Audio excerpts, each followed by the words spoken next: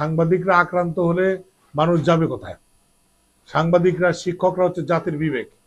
সেলিম ভাই শুধুমাত্র একজন সাংবাদিক নন, তিনি একজন শিক্ষক এবং তিনি একজন নাটোরের যে বুদ্ধিজীবী সমাজ তার মধ্যে কিন্তু অন্যতম হিসেবে গণ্য করা যায়। কারণ তিনি নাটোরের যে পথবই মেলা, সে পথবই মেলার কিন্তু তিনি প্রতিষ্ঠাতা।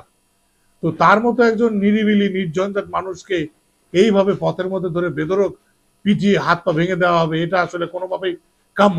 দুপুরবেলা কলেজ থেকে বের হচ্ছিলেন, বের হয়ে নাটোরে তার বাসার দিকে যখন আসছিলেন তখন একদল দুর্বৃত্ত তারা তাকে ডেকে নিয়ে একটি চা স্টলে নিয়ে যায় এবং সেখানে নিয়ে তাকে তাদের সাথে কথা কাটাকাটি হয় এবং এক পর্যায়ে ওই চা স্টলে থাকা কাঠ এবং বাঁশ সহ বিভিন্ন রড দিয়ে তাকে তারা হামলা করে, এরকম আমরা শুনেছি।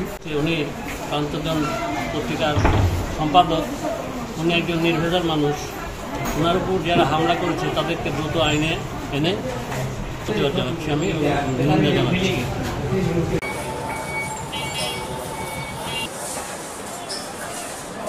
সঠিক প্যাড আর সঠিক তথ্য দিয়ে এসব সামলে নিব এক হয়ে।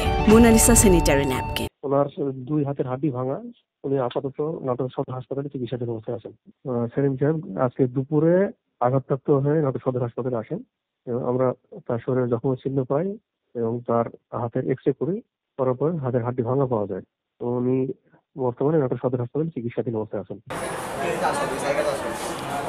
আমি লোক মারফত জানতে পেরেছি যে আপনাদের একজন সাংবাদিক, প্রান্তজনের সাংবাদিক, উনি কলেজের শিক্ষকও বটে, সম্পাদক। ওনার উপর ওনার উপরে কে বা কারা মারপিট করিয়াছে, তো তারা লিখিতভাবে এখনো জানাই নাই। আমি ওনার ভাইয়ের সাথে যোগাযোগ করেছি, উনি হাসপাতালে আছে, বলতে আমি একটু করে আসবো, লিখিত অভিযোগ দিব। তো আমি মামলা নেওয়ার জন্য অপেক্ষায় আছি। অভিযোগ পাইলে আমি মামলা নিব এবং আইনগত ব্যবস্থা এমনি ঘটনাস্থলে পুলিশ পাঠাইছেন তো এলাকার? পাঠাইছিলাম মানে ঘটনাস্থলে হাসপাতালে পাঠাইছিলাম, দেখে আসছে। যদি অন্যায় করে আইন আদালত আছে, তাই তো? হ্যাঁ হ্যাঁ, সেটা অবশ্যই মারবে কেন? আর আমি মারকে হুকুম দিয়ে মারা যাবো? হয় সেটাই, এটা কথা নাকি? এটা